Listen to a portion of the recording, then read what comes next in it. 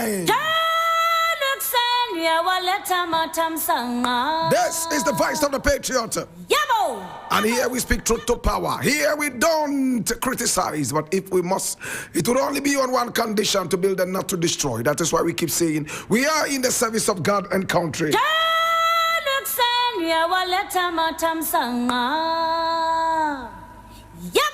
Here we are not neutral, we have taken sides, the side of the truth. And we keep saying that we are the headquarters of the truth. My brother, my sister, today we have something really interesting to share with you as usual in our daily editorial. My name is Blakk Rasta. This is the voice of the Patriot.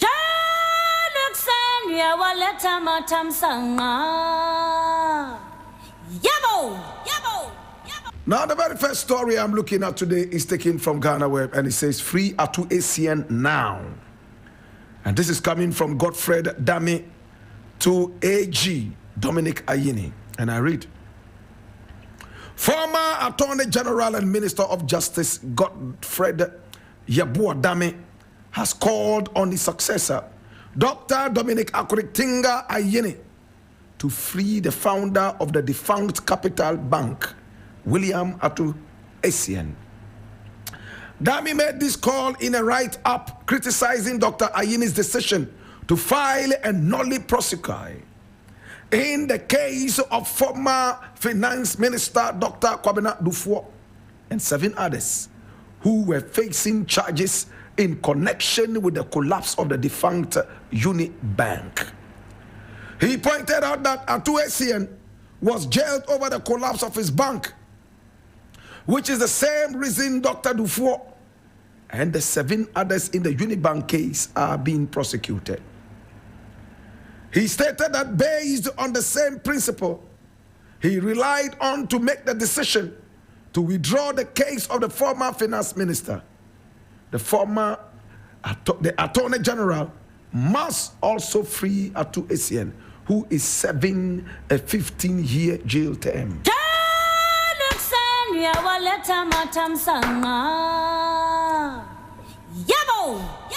Now let us look at the 2 cases. Are they the same? In one case, a lot of money amounting to about 90 million Ghana cedis was given to one man called Atu Essien. My brother, my sister, the founder of the defunct Capital Bank, in a bid to breathe new air, new life, new energy into the bank that was collapsing. It's the duty of the central bank to do that. 90 million Ghana cedis. Atu Essien decided to blow the money away. He stole the money. The purpose for which he took the money, my brother, my sister, was put aside, and he decided to deal with the money in his own whims and caprices. At the end of the day, when it was day of judgment, he had to come out and give reasons why he did what he did. He was convicted of stealing and causing financial damage, hemorrhage to the nation.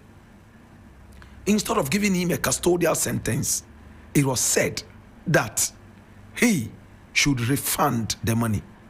He succeeded in refunding 39 million. My brother, my sister, he couldn't raise 51 million Ghana cedis more. So he had to go to jail for 15 solid years, my brother, my sister. He's in there for just 2 years, and already he has spinal spondylosis. He has pulmonary disease. He has Nasoromus catatatus. All forms of sicknesses, he has that. It looks like we invent diseases and sicknesses in the Ghanaian prisons. And those diseases and sicknesses only attack prominently rich politicians who are jailed in there. Let a politician enter there with his fat belly. In less than a week, He's already suffering from spinal spondylosis, monticosis, parabosis, all sorts of diseases that cannot even be found in the medical dictionary. All because they are dirty politicians. Their fellow dirty politicians would find a way of giving them amnesty, whilst the plantain thief will still be roasting in there. I don't want to sound like a broken record, but listen. Let's look at the case of Dufu. Is it the same? Now we are told by the Attorney General, Dr. Dominic Akuritinga Ayine, a man that I had so much respect for, and the respect is gradually waning off. I don't think this man is serious, to be honest with you. I used to be a fan only about 2 weeks ago, but I am geometrically withdrawing it because I'm losing it.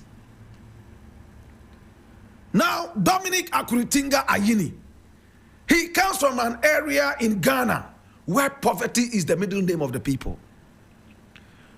So ask yourself, what is the cause of this poverty?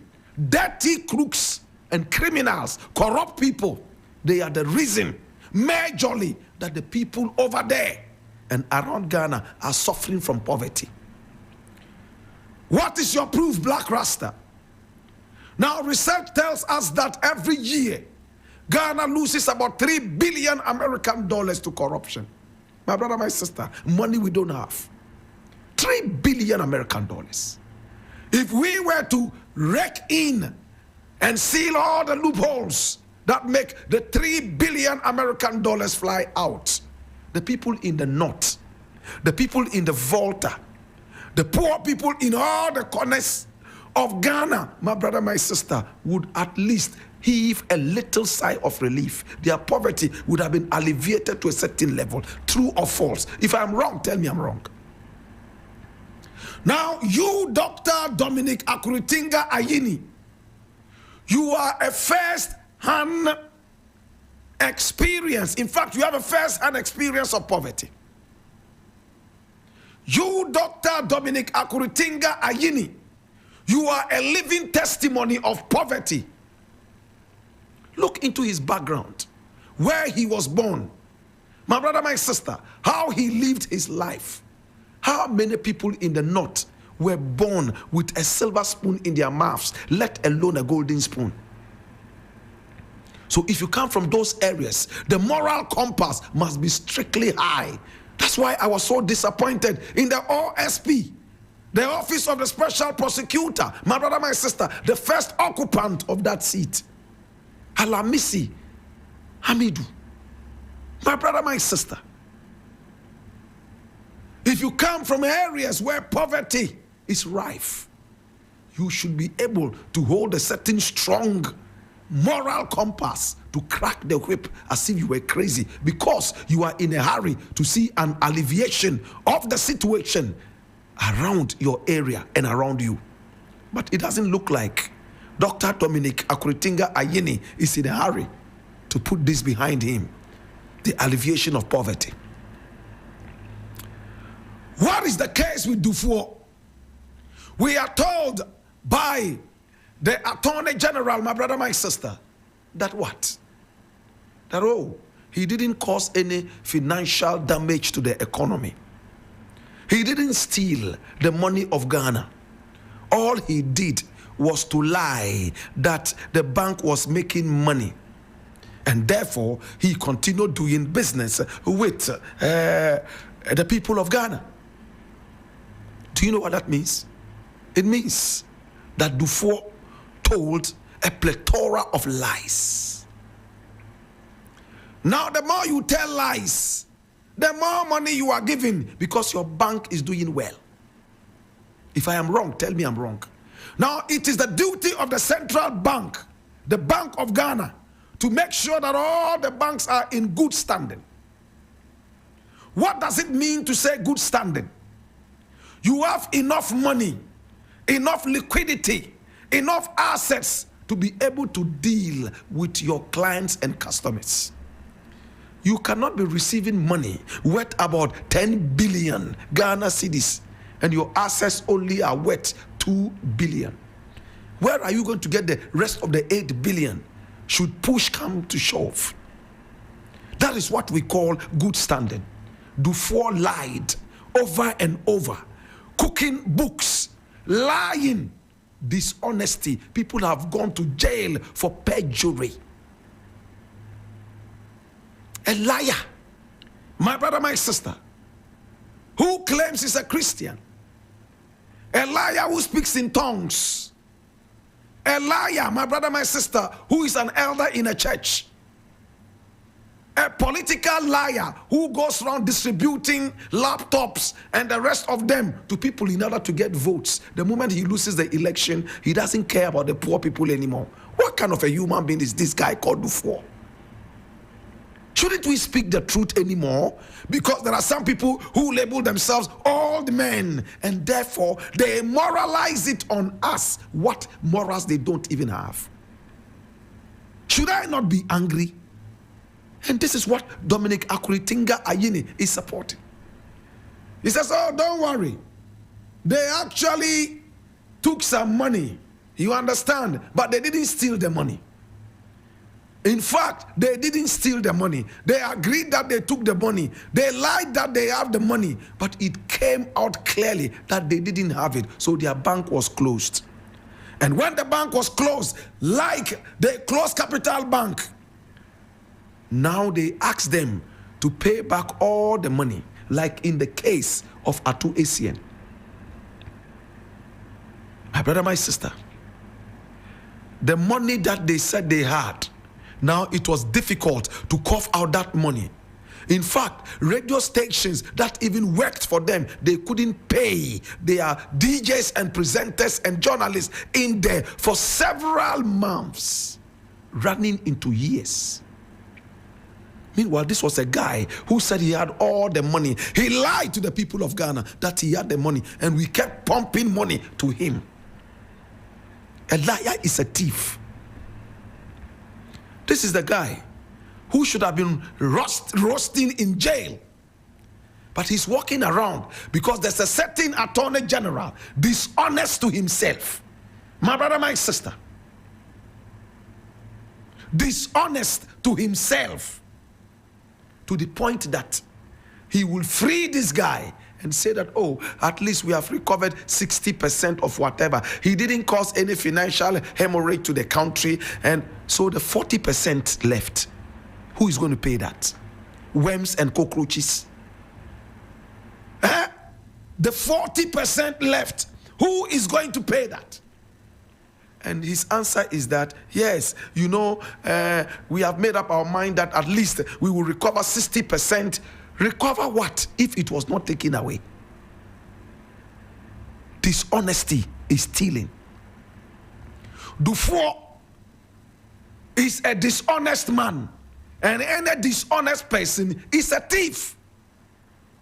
So, my brother, the point that Atu Essien should leave jail, all because there's another thief who is walking free, doesn't carry water.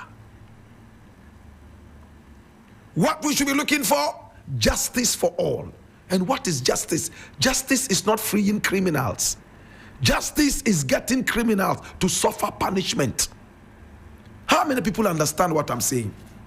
Justice is not when we free criminals because fellow criminals are free. No, justice is when we catch all the other criminals who should have suffered punishment and brought them to justice. But in Ghana, our sense of justice is, oh, this man stole $10 million and he's free. How come this man stole $9 million and he is in jail? Free him too. You see the level of foolishness. And when they say it proudly on radio and TV, wearing coat and tie, as if they have some common sense. Shiara nikituniyem. Shiara nikukituniyem. My brother, my sister, I have stopped respecting suit, coat and tie. That's why I don't wear them.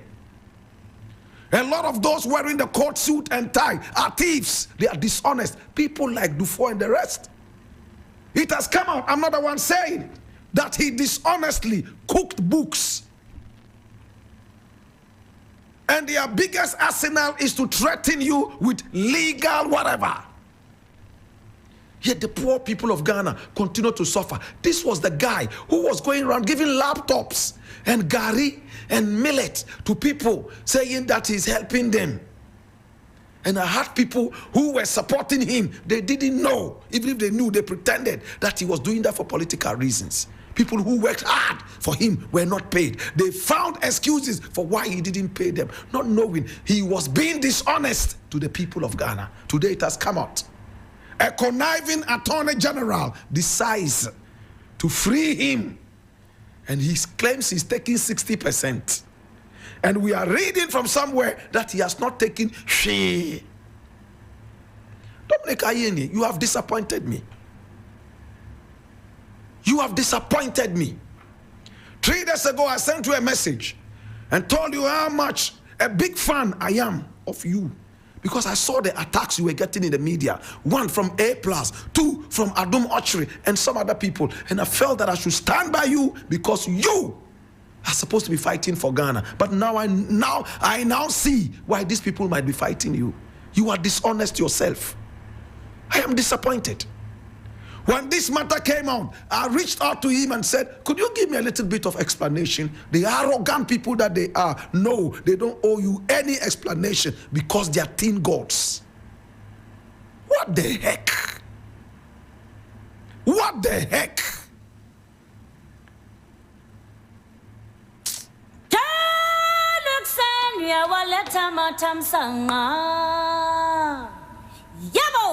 Now the next thing I want to look at, my brother, my sister, is taken from Ghana Word, and it says Adum Ochre breaks his silence on Office of the Special Prosecutor's corruption probe against him. And I read, former board chairman of the Ghana Airports Company Limited, GACL, Paul Adum Ochre, has pushed back against an ongoing investigation by the Office of the Special Prosecutor, describing his invitation for questioning as a targeted attempt or act of witch hunting. Now, the OSP, in a letter dated July 25, 2025, revenue assurance audit contract awarded during his tenure at GACL.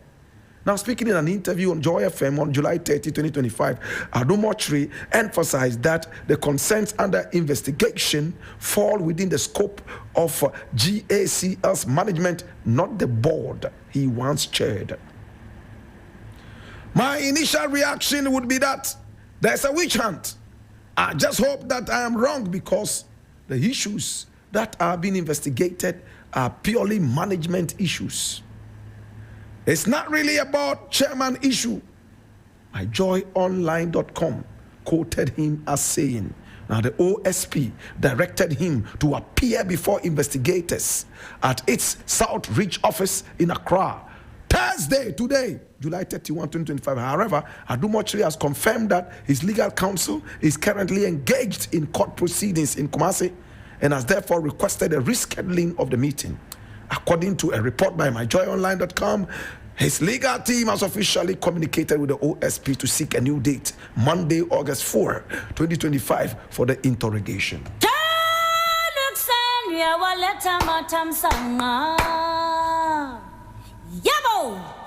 Should I not applaud the OSP? I think I should. My brother, this is the kind of action I want to see. Hey, it is better to chase game and lose it than to sit back quietly and just roar. There's an old African adage that says a roaring lion catches no game. Roaring has never caught game. You know what catches game? Hot chase. I'm applauding the OSP one more time. Hey, how many people understand this proverb? If a lion just lies down and roars, it can't catch any game. Roaring has no teeth. Roaring is empty bluff. But when the lion puts aside all its roaring and decides to run in a hot chase to catch game, even if it loses the game, at least it has exercised its muscles. Hallelujah.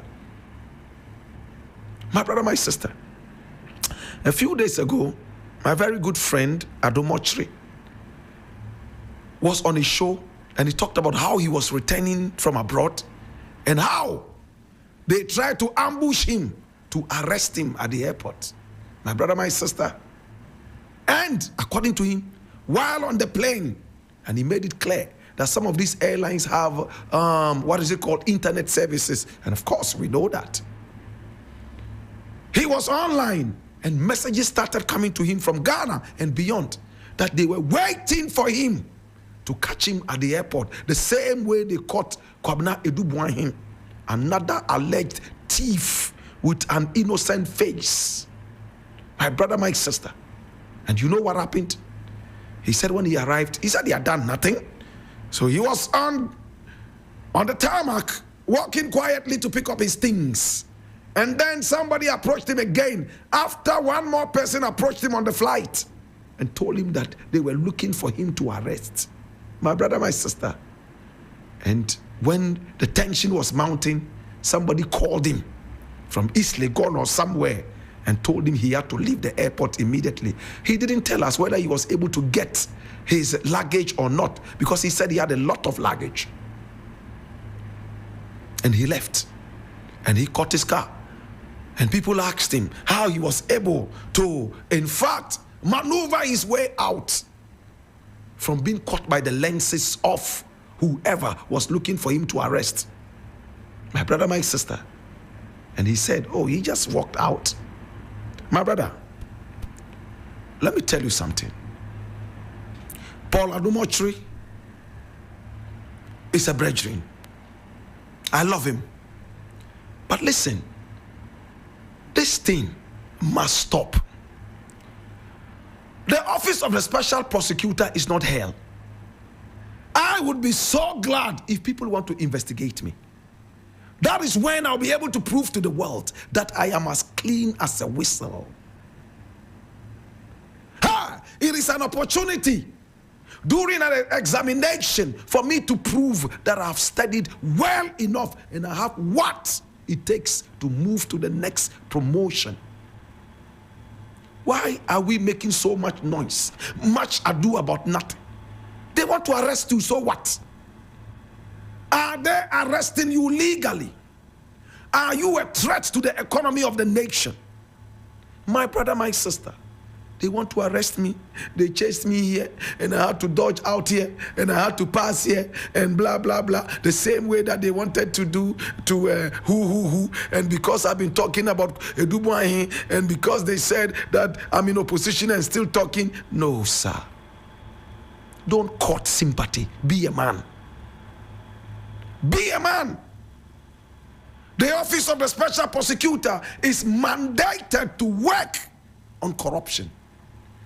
You have been fingered to be corrupt, allegedly. So, own up. Explain to them. When the police come to search my house, I smile. At least it will give me an opportunity to have my house searched properly, so that wherever a certain rat is hiding, the police could chase it out. I don't fear police search. Why should you fear police search? Habuzu kanwaka gura. Akombe dangoni. Habuzu kanwaka gura. Ikombe dangoni. Yesi kukuru nu jaya. Kike nu sube jai. My brother, my sister, to tie all these things up, whether it is a board issue, a table issue, a chair issue, a carpet issue, it is an opportunity to go out and own up. I applaud the office of the special prosecutor again. And let me make one last point and I'm done with this. All those people who called Adomochri, all the people from outside Ghana, the guy on the plane, and those out there, my brother, my sister, you are traitors. You are dirty, wicked people. You don't have any good mind for Ghana. You are dirty, wicked collaborators of theft. think that in America, if there's a guy, an American, who is entering the country and is supposed to be arrested at the airport, and one or two people knew, they will call him and tell him, hey, they are waiting to arrest you at the airport. You think they will do that? They believe in the system. They believe that nobody would hurt anybody for nothing. In America, in England, they call the police on their own children. Husbands and wives, people that the police are looking for. My brother, my sister, they only need to flash their photographs and bam! People will call the police and the police will come after them because they know that if they do that, they are protecting themselves against crime and wickedness. Not in our country. Let a guy from Nima go to cantonments and steal. When he's running back into Nima, they will protect him because this is their own thief. Yeah, Nima no. Yeah, wallahi barawo muni. Barawo ga yana kokaro. Wallahi ya shatan ya zo sheka gan kaman wallahi ya gina masallaci. Ya gina masallaci don shi ya mutu no za shi janna ne straight aljanna. When you build a mosque, you go to heaven. So every thief wants to build a mosque. I'm not saying that everyone who builds a mosque is a thief. But every thief wants to build a mosque because he's been told that when he builds a mosque, he will go to heaven. Barawo muni, ya gina masallaci sun kai kaman goma. Nka shiga Shama ya gina masallaci kaman biyar. Nka zo Nima masallaci kaman de shida. Ya ma ce wa kasuwa ma wai ya kara musu masallaci kaman fudu. A thief, a non-Sakawa boy, is building mosques all over the place, and people know that this is a thief. Yet they will go and stand in the mosque. Allahu Akbar. What kind of a mosque is this? Is that the kind of mosque the Prophet of Islam talked about? Mosques that are built from selling pork. Mosques that are built from stealing Sakawa money. Mosques that are built from prostitution, gentra money. Mosques that are built from selling apeteshi and burkutu. Should we go and pray there? Yet we know the Sakawa boys all over the place who are building mosques. All those who called adultery and gave him the heads up, you are all traitors. If it was in the days of the revolution, Rollins will shoot all of you and put you in shallow graves. Wicked people. They are not ready for a better Ghana. No, they are not. And they think they have done well. And Adumochri thinks that these are his friends. No, you are all traitors. Let the OSP write to me and say, Blakk Rasta, we want to see you. Or I'm returning from some country. And then they come. Oh, that is even free security and free accommodation plus free transport.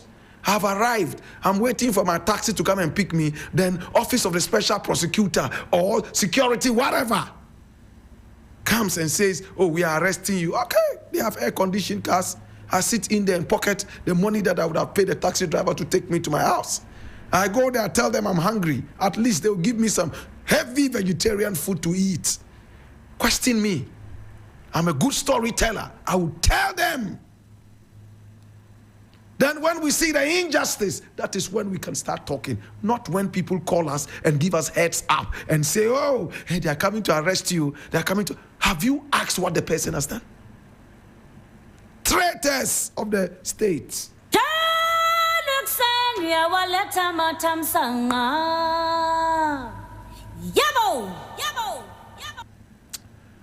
There's a little thing I want to look at. I know I've run out of time, but I'll just look at it and I'll be done, okay? And I'm reading from Ghana Web. It says, why should NPP members be at post while we are unemployed? Angry NDC youth storm NIA, NSS offices. I read, La ilaha illallah.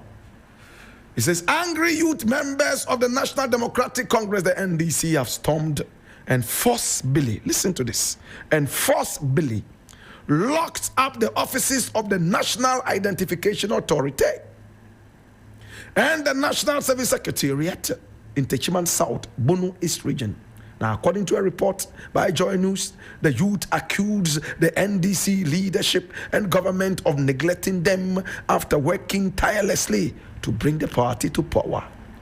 They claim that despite the NDC now being in government, members of the opposition New Patriotic Party are still occupying positions at these state institutions.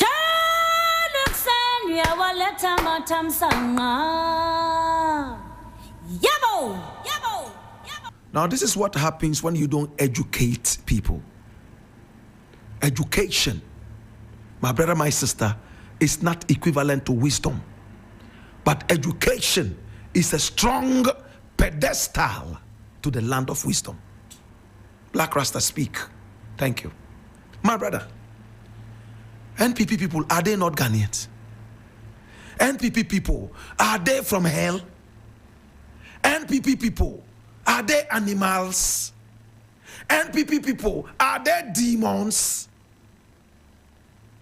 Now somebody says he's angry in Bono East. He has gone to lock up the offices of the National Service Secretary, locked up the offices of the NIA. And his point is that even though he has no qualification, he has no brains, he has nothing to write home about except that he made noise in support of the NDC in the run-up to the election. It is enough accolades. It is enough achievement for him to work at NIA or NSS. What kind of language is this? I don't get it. In what dictionary can I find the meaning? My brother, my sister, are we looking for competence or we are looking for loyalty? Or both? What is this? My brother, today all these people making noise in the Bono region, when they fall sick and they go to the government hospitals and there's a doctor who is wearing an MPP t-shirt, they won't care. Just treat me. I am sick. I am going to die, doctor. Doctor, shall I die? And doctor will say, no, my darling, do not cry. Doctor, shall I die? No, my darling, do not cry. That is what they are singing. That is what they are singing. Today, if we happen to have Ghana Airways, by the kind courtesy of dirty politicians, we now call it the defunct Ghana Airways. I hate that word, defunct. Like the Dagomba man would say, I keep it. Let me keep it for next Christmas. Don't let me give all my vocabulary. My brother, hear this. If there was Ghana Airways today, and the pilot was an MPP man wearing a t-shirt with kukurudu, eshi, uradu, written on, and people were supposed to fly from Ghana to America, how many NDC passengers will say, we are not going to sit in this plane because this man is an NPP man? How many? How many? Tell me. Let's stop this hypocrisy. We voted the NDC into power. One of the reasons was to provide us with jobs. It is not our duty to tell them who to sack in order to put us in power. It doesn't make sense. I've heard this nonsense over and over. Some people even approach me. Oh, this person here is an NPP person. Oh, that person here is an NPP person. And that person is an NPP person. And when the NPP was campaigning, they even donated money to Baumia. They gave Baumia that. So what? Are they not Ghanaians? Do they not have the right to belong to any political party? Is their competence tied to their political affiliation? Why can't we reason, my brother? And there's a problem. To the point that people have even developed macho. They can go and cross government institutions, all because they made noise for the NDC in the run-up to the election. What kind of nation are we creating? Today we want to chase Igbo people out. From Igbo is now Nigeria. All Nigerians should go away. Yet we have Chinatown. We don't have a problem with Chinatown. We don't have a problem with Mahatma Gandhi statue on our premier university here. A racist like that. We don't have a problem. Everywhere you go in the corner of Ghana, there's a Chinatown. My brother, my sister, a lot of the estates in Ghana, my brother, are owned by foreigners, gated with policemen guiding them. We have no problem. Syrians, Lebanese, Chinese, Indians, hey, we don't care. But we have a problem with Nigerians who are coming to build a certain Igbo village, not even a town. Yet we have Chinatown. A town, by definition, is supposed to be a bigger village. Somebody wants to build an Igbo village, and it's a problem. Because these Nigerians are thieves. These Nigerians, they are 419. These Nigerians, they are shawo. These Nigerians, hey, they are kidnappers. So we have a problem. All Nigerians should go.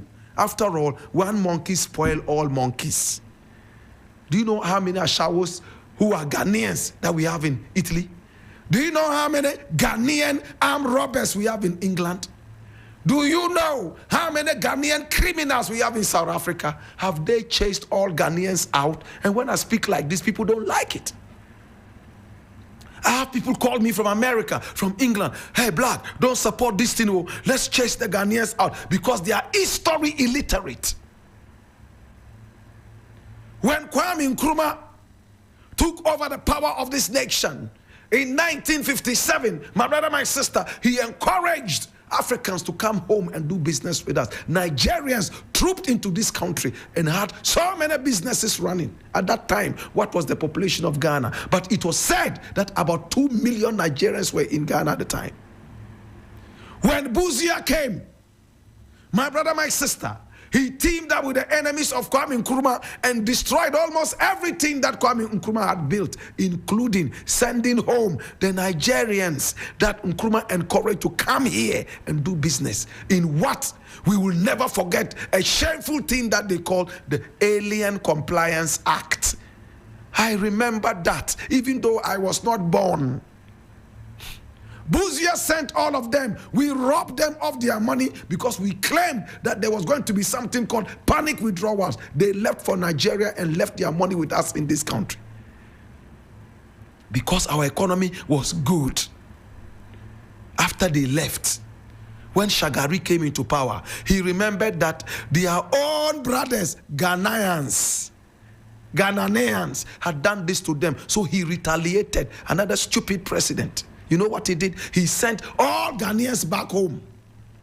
Come, retaliation. I came in Naimas. And we don't want to remember what happened. Ghanaians suffered. Some died, my brother. They were packed like sardines and brought from Lagos and other places to Ghana when Shagari sent them home. It took Rawlings to go back and sit with the people, beg Nigerians and say, please, we made a mistake by sending you guys home. We are brothers, as Nkrumah said. Let's forget this. We forgot it. In the days of Babangida, Nigeria supported Ghana economically, a lot, and much more. Today, we want to repeat the same mistake because of one Igbo man who says he wants to build a village. One Igbo man. So all Nigerians should go home. After all, they are shawo, they are kidnappers, they are killers, they are what? Oh, my brother. And some cheap people, oh, he has gone to take money from the Igbo man. I'm richer than that Igbo guy. I'm rich in my head. How much can he give me? Pop a pauper like that. How much can he give me? You think if I wanted money, I would not go and collect money from Obama? Is he richer than Obama? Is he richer than Robert Mugabe? I just have to take him out of his grave and ask him to give me money. Simple.